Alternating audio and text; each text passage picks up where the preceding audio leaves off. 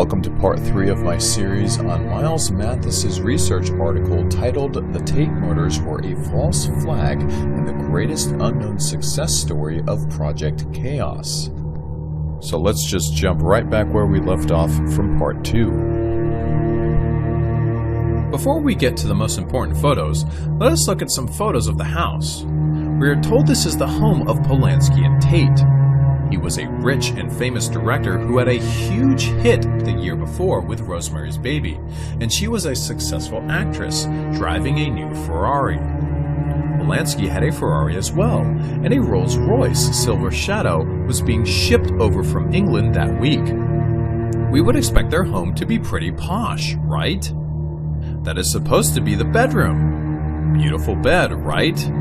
No headboard, no footboard, cheap metal runners, and no box spring? See how low the bed is? The mattress is just sitting on some thin foam foundation. No real box spring. Then we have pillowcases that don't fit the pillows, and one of those cheap, staticky blankets made of nylon that cost about $2. Look at the lamp. That's worth at least $5. The picture frames look like they came from Kmart, and the carpeting is cheap. Does that really look like the bedroom of a famous young actress? No, it looks like the room of a poor college student with no taste. That is supposed to be the living room. We will see it again later. Even without being wrecked and bloody, it is a dump. You can see better pictures of the couch below, and it looks like it was pulled off someone's front lawn in rural Alabama. Look at the posters on the wall, framed with thin metal frames. Again, does this look like a rich and famous movie director's home? Also note the US flag blanket on the couch below as taken the day of the alleged murders. 1. It is upside down, which is a distress signal. But it would be strange even if it weren't upside down. Do rich and famous directors and actresses buy cheap flag throws for the couch? Is this considered a sign of good taste? No. Again, it is a sign of hillbillies. Roman Polanski is not a hillbilly. He was also not American. Just look at that couch. Not only cheap, but filthy. Ask yourself once again, is that the sort of couch we would expect to see in the house of a rich and famous movie director? No, that is the sort of couch you put in a room you know is about to be splattered with pig's blood. Here is the outside of the house. Would you say that matched the inside photos we just saw? Here is how the interior looked in the 1940s. That looks like a rich person's home, with rock walls and high ceilings and fancy furniture. This is what it looked like in 1969. A cheap, garish dump. Again, here is the outside. Look how wide that door is. That is a fancy girl in a fancy house. Now look at the interior on the day of the murders. What is my point? My point is that they cleared the real furniture out and replaced it with cheap junk to keep the real stuff from getting splattered with pig's blood during the fake murders. To refute that, we are given this picture, said to be from several months before the murders. But that photo isn't time-stamped. It could have been taken the day before the murders. It could be manipulated, we don't know. We will see below that many of these photos have been manipulated, and I will show you that one of the ones above certainly was. Let's go back to this one. That is supposed to be the day after the murders, I guess, since we still have blood all over the place. But Polanski has aged about 20 years. He looks about 50 there. Compare his head to his head in the previous photo. Look at his hairline. Did his hair recede overnight? That photo is a paste up. The light on him doesn't even match the rest of the photo. Look at his shirt. Why isn't the top of the couch blocking any light coming from the windows? Here's another room in the house to make a comparison. That first picture looks more convincing, doesn't it? The carpet looks newish and expensive and clean. The furniture looks stylish and the pictures on the wall look like real paintings instead of cheap, framed prints from a junk shop. The tables are heavy and the accoutrements look authentic. So why does the main room in the same house in this picture look like it was furnished by trolls? Here's something interesting. They want you to stay focused on the blood stains, but I point to your attention the gap in the carpet. Notice this isn't wall to carpet. It looks like this carpet was just laid down over the hardwood. Why is this important? Because it is temporary. It can be rolled up at a moment's notice and removed. That is convenient, I would say. If you are wondering why this carpet looks so blah and dingy and cheap, that is why. It was rolled down specifically for the action of these scenes and then removed afterwards and burned. That's the entryway to the living room. You can see the temporary carpeting there again and the 6-inch gap at the edges. That carpeting is even cheaper and dirtier than the bedroom carpeting we looked at above. Those are the trunks that arrived the day before from London. We are told they contained Tate's clothes. This is curious, both for the contents and the timing. Due to the timing, the arrival of the trunks now appears to be a signal to proceed. All is set. Let's go real time tomorrow. What do I mean? Well, now that the rest of Sharon's clothes have arrived, nothing is holding them back. They needed Sharon's clothes because she is going into hiding in a couple of days. Once she is released from the movie set, she has to fly out to Jamaica or Brazil. Some of her favorite clothes were still in London, and she can't be expected to go into hiding without her favorite winter clothes.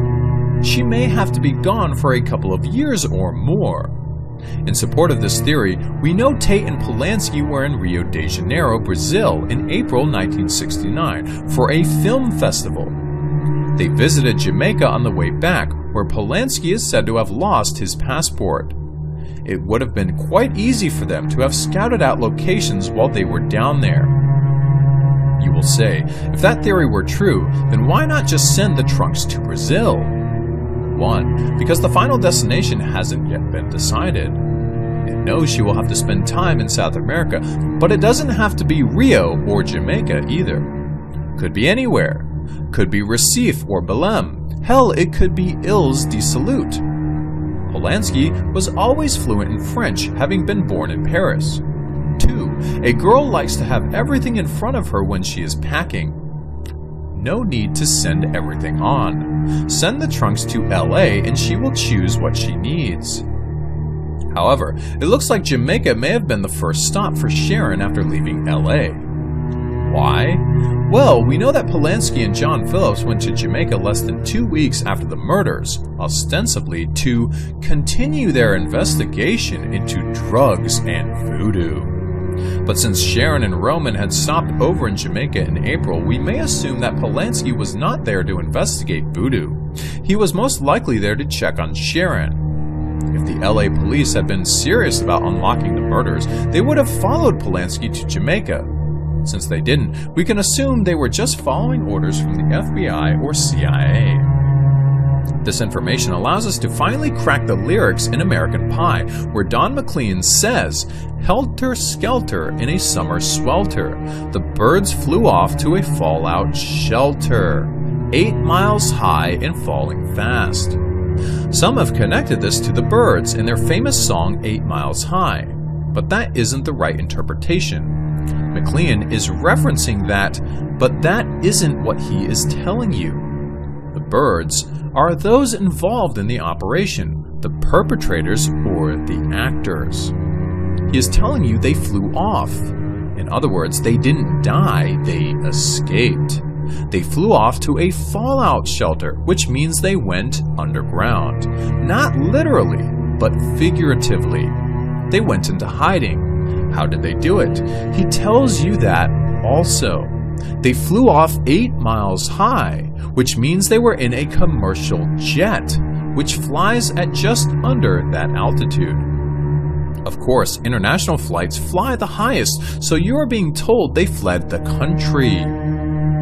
I've shown they probably went to Jamaica first, or at least Tate did. But back to the trunks and the go-ahead for the operation. You should also remember that they were trying to undercut or preempt Woodstock, which they knew was scheduled for the next week. In addition, they wanted to plug into the terror already created the week before by the grisly knife murders of 2 young girls in San Jose. So the window of opportunity was small.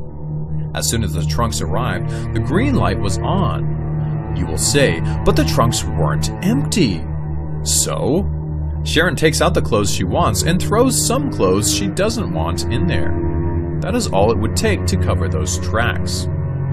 Here's another clue from someone not completely comfortable with the game. We have been told this is a reference to the police whom the hippies called pigs. But knowing what we know now, we see it isn't that at all. Since this is all fake blood, and since they commonly use pig's blood when they need blood that looks very real, since it is real, we can now see that this writing is telling us what kind of blood the writer has on his or her hands. Pig's blood. Pig.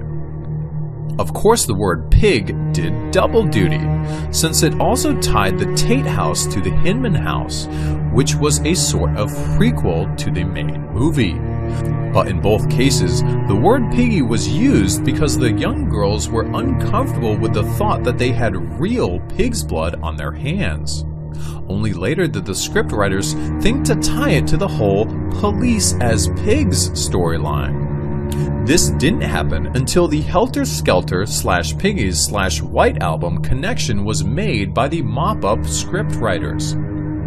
You will say, maybe that doesn't explain the death to pigs found at the La Bianca house.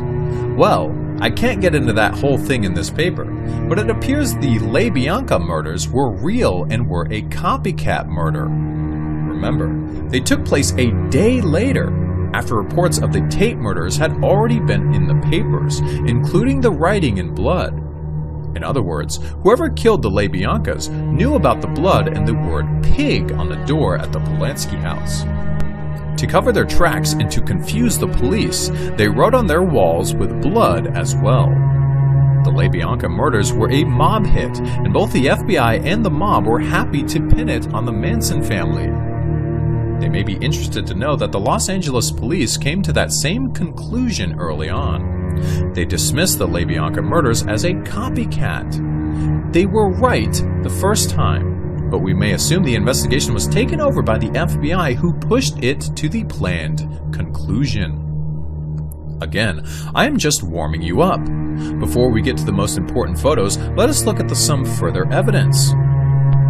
Some will say, but we still have no indication Tate was still alive after the murders.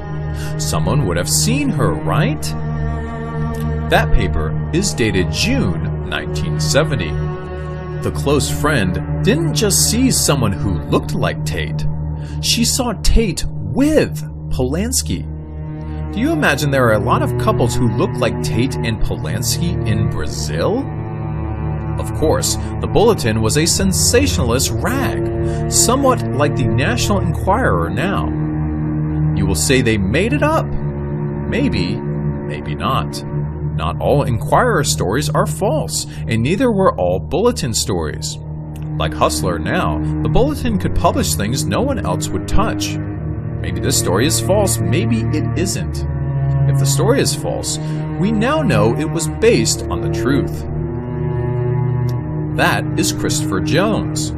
He was a rising actor in 1969 and was working on David Leon's Ryan's Daughter at the time, in which he played the romantic lead. In 2007, Jones, then 66, gave an explosive interview to the Daily Mail, London, claiming to have been in an ongoing affair with Sharon Tate in 1969, while she was pregnant. Not only that, but he claimed they were in love. It wasn't just an affair, he says. That is all strange enough, but it gets stranger. After Jones raped Ryan's daughter in 1970, he quit acting for good and moved to, wait for it, 10050 Chilio Drive, Sharon Tate's house. That doesn't come from the bulletin, it comes from mainstream sources including Wikipedia, which admit it.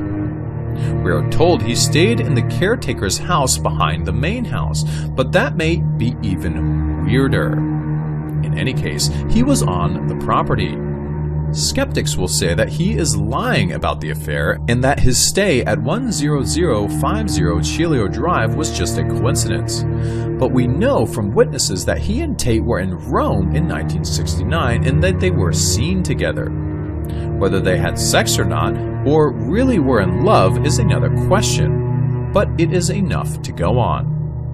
Same for his time at 10050 Chilio Drive.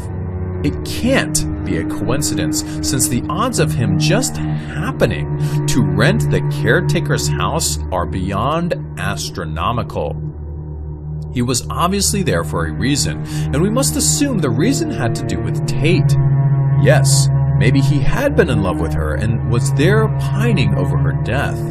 Or maybe he was there to continue the affair, which would mean that by 1970, Sharon was already back, living in her old house. Some think it is difficult to fake deaths and hide people, but it is actually fabulously easy, and this just proves it. You don't need to relocate Sharon to Tel del Fuego. You just need a black wig and a new car. No one recognized Sharon when she appeared on the Beverly Hillbillies in a black wig, so why would you recognize her in everyday life in that wig? People on the set of Bewitched didn't recognize Elizabeth Montgomery when she was in a black wig playing Serena. That's right, people who worked with her every day were fooled by a black wig, and one assistant director actually hit on her, not realizing who she was. That is how good most people are at facial recognition. In the interview, Jones is asked why he is speaking up now. He says, partly to see if God strikes me dead for talking about it. Is he talking about God or the CIA? Another rising actor of the time, Ian Quarrier, also quit the business after the Tate murders. Interestingly, he had been in Fearless Vampire Killers with her and Polanski, so he was a real insider. He had also been in Polanski's cul-de-sac. We are told he did this because he was shook up, but other reasons now come to mind. He may have gone into hiding with them as part of their entourage, or he may have had a big mouth. They drummed him out of the business to keep him quiet. As with others, he has been pretty much scrubbed from history. He has no bio online and few pictures. Here he is with Tate, Mia Farrow, Peter Sellers, and Danielle Luna. In this vein, I should mention a third man, Hollywood columnist Stephen Brandt. He is said to have taken an overdose of pills after the murders. But did he? He was also a friend of Tate, and as such, he may have needed to be silenced. Or he may have been just another faked death going off to Brazil to live with his rich friends.